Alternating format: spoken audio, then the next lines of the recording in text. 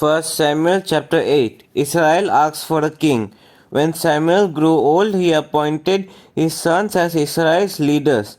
The name of his firstborn was Joel, and the name of his second was Abijah, and they served at Beersheba. But his sons did not follow his ways. They turned aside after dishonest gain and accepted bribes and perverted justice. So all the elders of Israel gathered together and came to Samuel at Ramah.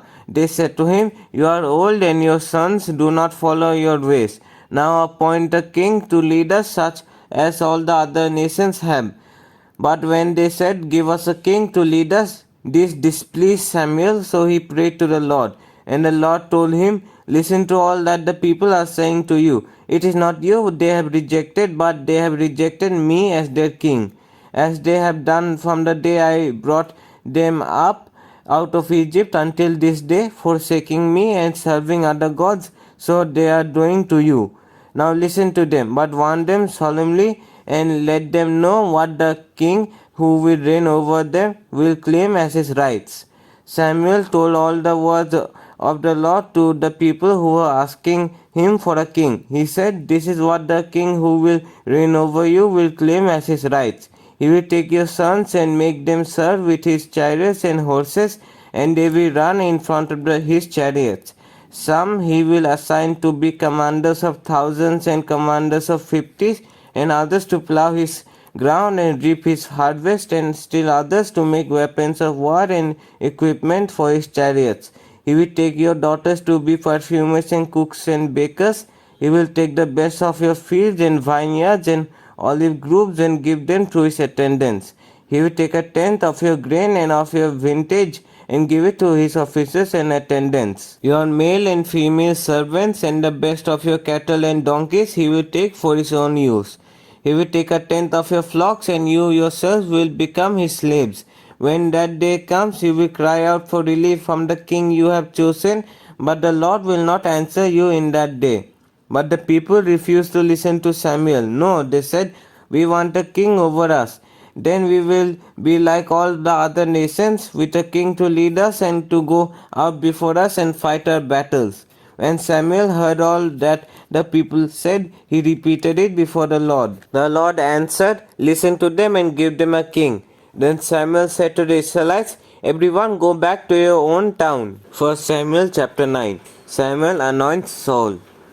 There was a Benjamite, a man of standing, whose name was Kish, son of Abiel, the son of Zeror, the son of Bechorath, the son of Aphiah of Benjamin. Kish had a son named Saul, as handsome a young man as could be found anywhere in Israel, and he was a head taller than anyone else. Now the donkeys belonging to Saul's father Kish were lost, and Kish said to his son Saul, "Take one of the servants with you and go and look for the donkeys." So he passed through the hill country of Ephraim and through the area around Salisa, but they did not find them. They went on into the district of Salim, but the donkeys were not there. Then he passed through the territory of Benjamin, but they did not find them. When they reached the district of Zuph, Saul said to the servant who was with him, "Come, let's go back, or my father will stop thinking about the donkeys and start worrying about us." But the servant said, "Look, in this town there is a man of God. He is highly respected, and everything he says comes true. Let's go there now. Perhaps he will tell us what way to take." Saul said to the servant, "If we go, what can we give the man? The food in our sacks is gone. We have no gift to take to the man of God. What do we have?" The servant answered him again, "Look," he said, "I have a quarter of a shekel of silver. I will give it to the man of God, so that he will tell us what way to take." Formerly in Israel, if people want to inquire of God, they would say, "Come, let us go to the seer," because the prophet of today used to be called a seer. "Good," Saul said to his servant, "come, let's go." So they set out for the town where the man of God was. As they were going up the hill to the town, they met some young women coming out to draw water, and they asked them, "Is the seer here?" "He is," they answered. "He is ahead of you." Hurry now, he has just come to our town today, for the people have a sacrifice at the high place. As soon as you enter the town, you will find him before he goes up to the high place to eat. The people will not begin eating until he comes, because he must bless the sacrifice. Afterward, those who are invited will eat. Go up now, you should find him about this time. They went up to the town, and as they were entering it, there was Samuel coming toward them on his way up to the high place. Now the day before Saul came, the Lord had revealed this to Samuel. About this time tomorrow I will send you a man from the land of Benjamin. Anoint him ruler over my people Israel. He will deliver them from the hand of the Philistines. I have looked on my people, for their cry has reached me. When Samuel caught sight of Saul, the Lord said to him, This is the man I spoke to you about. He will govern my people. Saul approached Samuel in the gateway and asked, Would you please tell me where the seer's house is? I am the seer, Samuel said. Go up ahead of me to the high place. For today you are to eat with me, and in the morning I will send you on your way and will tell you all that is in your heart. As for the donkeys you lost 3 days ago, do not worry about them, they have been found. And to whom is all the desire of Israel turned, if not to you and your whole family line? Saul answered, Am I not a Benjamite from the smallest tribe of Israel? And is not my clan the least of all the clans of the tribe of Benjamin? Why do you say such a thing to me?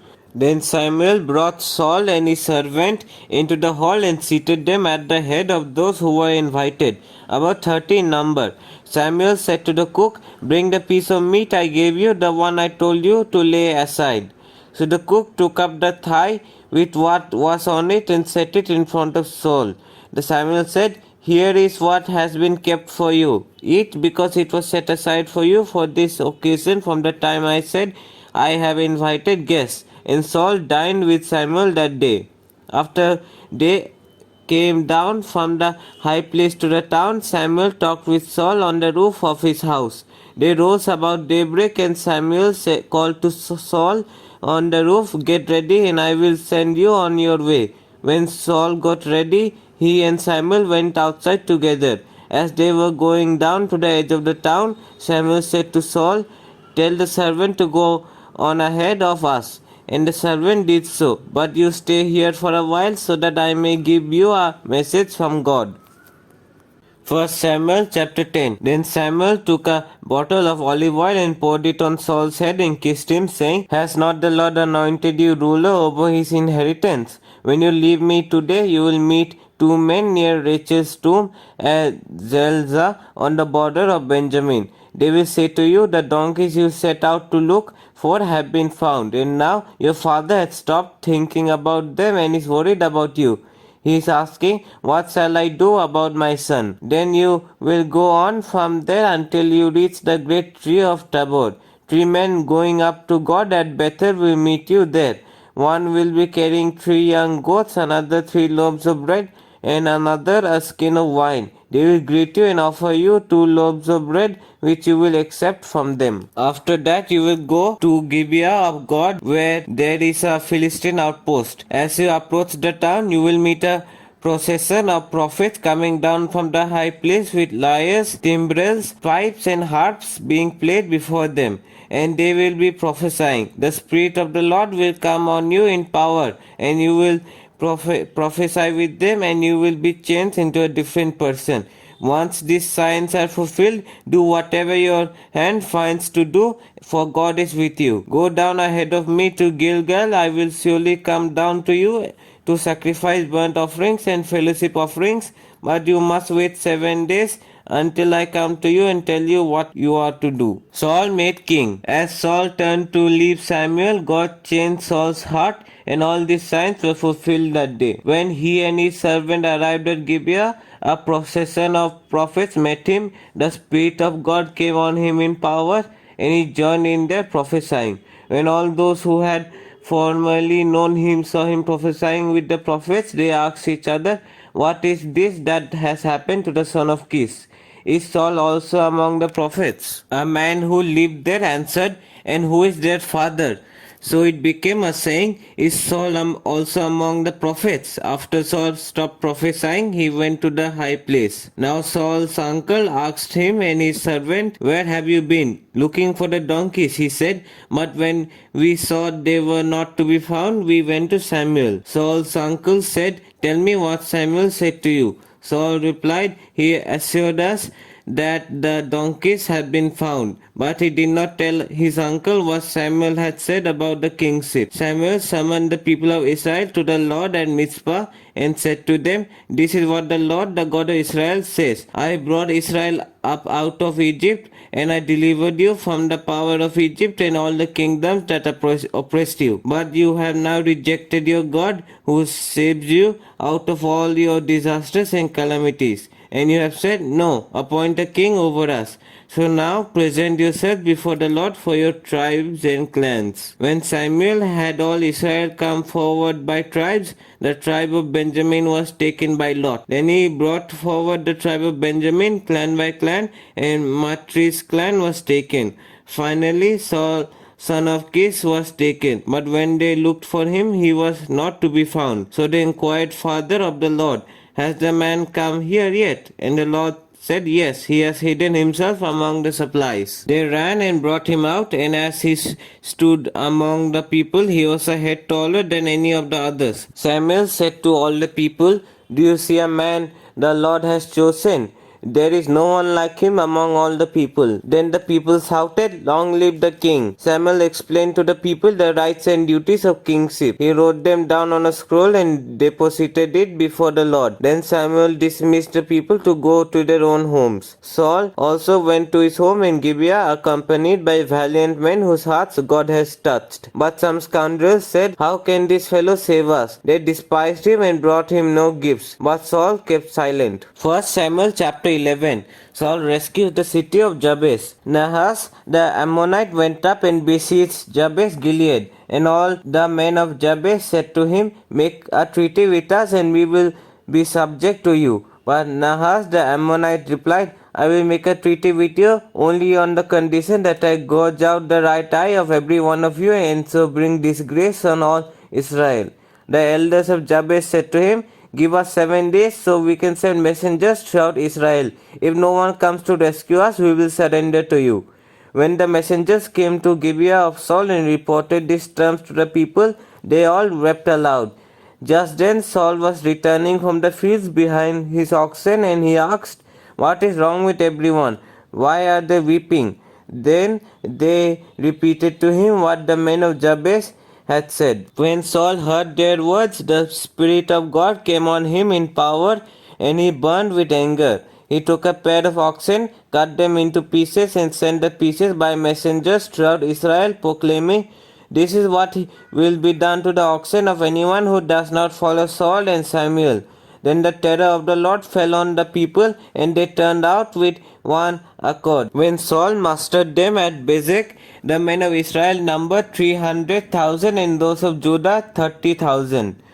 They told the messengers who had come, say to the men of Jabez Gilead, by the time the sun is hot tomorrow, you will be rescued. When the messengers went and reported this to the men of Jabez, they were elated. They said to the Ammonites, tomorrow we will surrender to you and you can do to us whatever you like. The next day Saul separated his men into 3 divisions. During the last watch of the night, they broke into the camp of the Ammonites and slaughtered them until the heat of the day. Those who survived were scattered so that no 2 of them were left together. Saul confirmed as king. The people then said to Samuel, who was it that asked, shall Saul reign over us? Turn these men over to us so that we may put them to death. But Saul said, no one will be put to death today, for this day the Lord has rescued Israel. Then Samuel said to the people, come, let us go to Gilgal and there renew the kingship. So all the people went to Gilgal and made Saul king in the presence of the Lord.